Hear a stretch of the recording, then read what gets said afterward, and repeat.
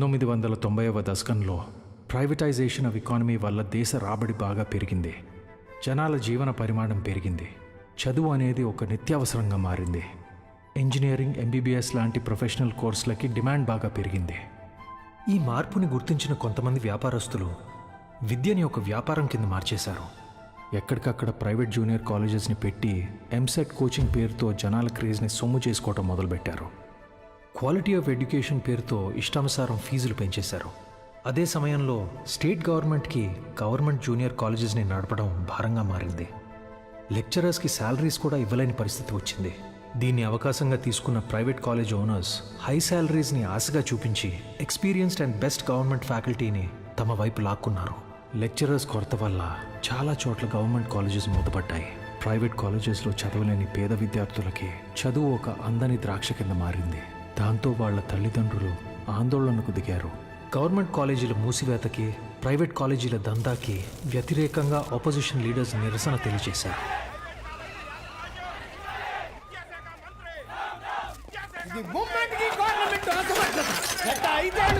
Private కాలేజీల దందా విచ్చలవిడి శృంగారంలా నడుస్తోంది.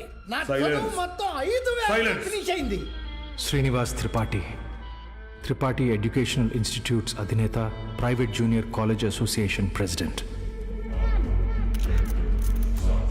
గవర్నమెంట్ జూనియర్ కాలేజీలని నడపలేని పరిస్థితిలో ఉన్న ప్రభుత్వం నింద తమ మీద పడకుండా ఉండటానికి ఫీజు రెగ్యులేషన్ బిల్తో ప్రైవేట్ జూనియర్ కాలేజెస్కి చెక్ పెట్టే ఆలోచనలో ఉందని తెలుసుకున్నాడు త్రిపాఠి. దాంతో ఒక మాస్టర్ ప్లాన్తో ముందుకొచ్చాడు. A man with a dangerous vision. ఇతనే ద్రోణాచార్యుడు అయ్యుంటే ఏకలవ్యుడి దగ్గర 1,000 కాదు, ఫీజు కింద 10,000 లాక్కునుండేవాడు. ప్రైవేట్ జూనియర్ కాలేజీలు గవర్నమెంట్తో కలిసి పనిచేసేందుకు ముందుకు రాబోతున్నాయి. మూతపడ్డ గవర్నమెంట్ కాలేజీల్ని ప్రైవేట్ జూనియర్ కాలేజీల అసోసియేషన్ తరపున దత్తత తీసుకోబోతున్నాం. మా దగ్గర ఉన్న బెస్ట్ లెక్చర్స్ని అక్కడ అపాయింట్ చేసి శాలరీస్ కూడా మేమే ఇస్తాం.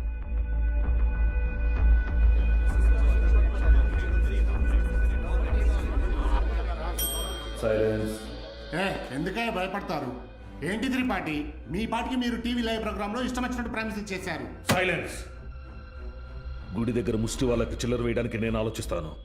అలాంటిది మనకు నష్టం వచ్చే పని నేనెందుకు చేస్తాను? ఈ దేశంలో చదువు అనేది ఒక నాన్ ప్రాఫిటబుల్ సర్వీస్. ఏవో చిన్న చిన్న లూప్ హోల్స్ వాడుకొని మనం వ్యాపారం చేసుకుంటున్నాం. ఒక్క fee regulation bill can finish all of us. A mister Srinivas, Srinu coaching centre 45,000 fee per annum. Sudden గా 6,000 ఫీజు తీసుకోమని నీకు నోటీస్ వస్తే ఓకేనా? ఏంటి సార్, ఐఐటి రమణయ్య గారు, మీ ఇన్స్టిట్యూట్లో 80% ఫీజు క్యాష్ రూపంలో తీసుకుంటున్నారు.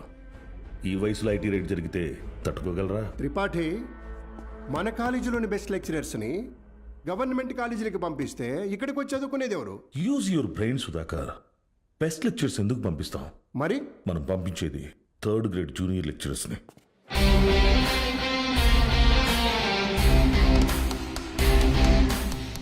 సీనియర్ లెక్చరర్స్ ఆబ్సెంట్ అయినప్పుడు స్టూడెంట్స్కి అటెండెన్స్ తీసుకునే వాళ్ళు, స్టడీ హౌస్లో గైడ్ చూసి డౌట్స్ తీర్చేవాళ్ళు, నైట్ టైం హాస్టల్స్ దగ్గర స్టూడెంట్స్ని కాపలా కాసే వాచ్మెన్ గాళ్ళు. Volleyball bet match sir. ముందు 100 రూపాయలు అన్నారు, ఇప్పుడు 1000 ఇస్తేనే కానీ వెళ్ళను అంటున్నారు సార్.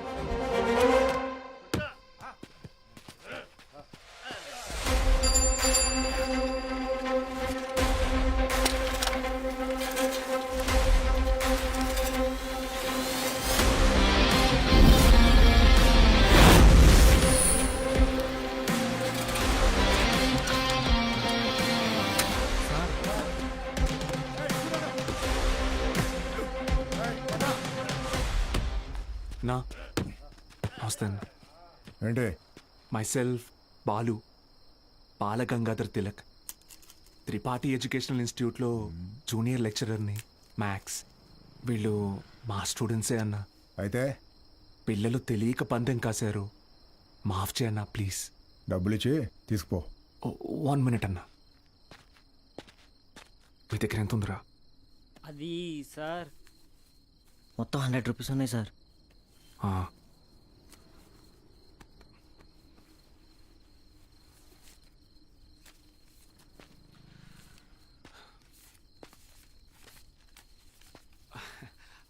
అప్రాక్సిమేట్లీ 600 రూపీస్ ఉన్నాయన్నా, తీసుకొని వదిలేండన్నా ప్లీజ్ అన్నా, నా ముఖం చూసి ప్లీజ్ అన్నా. పోరా. థ్యాంక్ యూ అన్నా, లవ్ యూ అన్నా, గుడ్ నైట్ నా. స్టడీ అవర్స్లో చదువుకోకుండా బెట్ మ్యాచ్లు కావాల్సి వచ్చారా? రండి. రే ఆటలు అట్టిపండు, ఓవర్ చేయకు. ఆటలు అట్టుపండి కాదు సార్, కొట్టేశారు.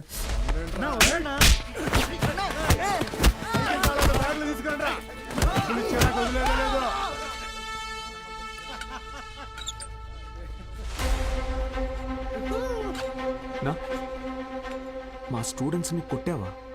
నూకినా అయితే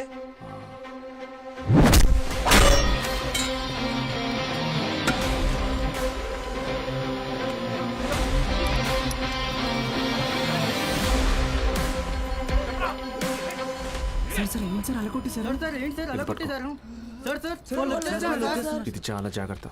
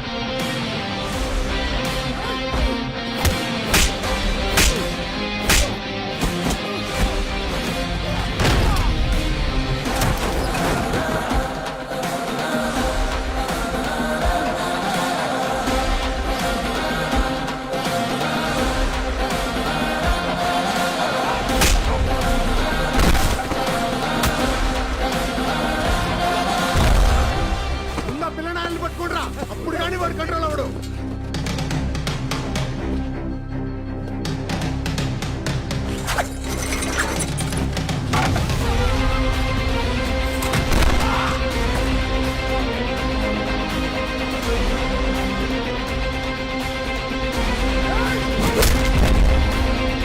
కేశవ సార్ పెన్.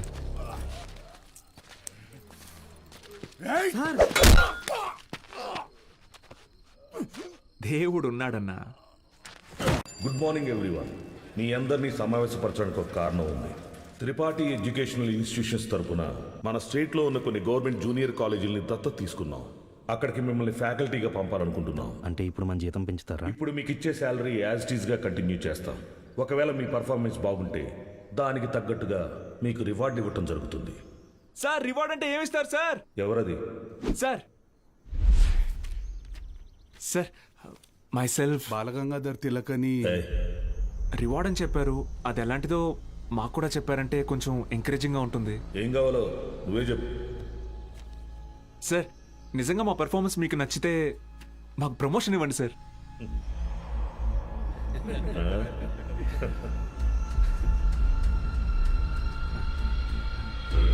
సరే, మీకు పోస్టింగ్ ఇచ్చిన కాలేజీలో మీరు చెప్పే సబ్జెక్టులో ప్రతి ఒక్క స్టూడెంట్ని పాస్ అయ్యేలా చేస్తే మీకు సీనియర్ లెక్చరర్ పోస్ట్ ఇస్తాను. Okay? Okay sir, super sir, thank you sir. Sir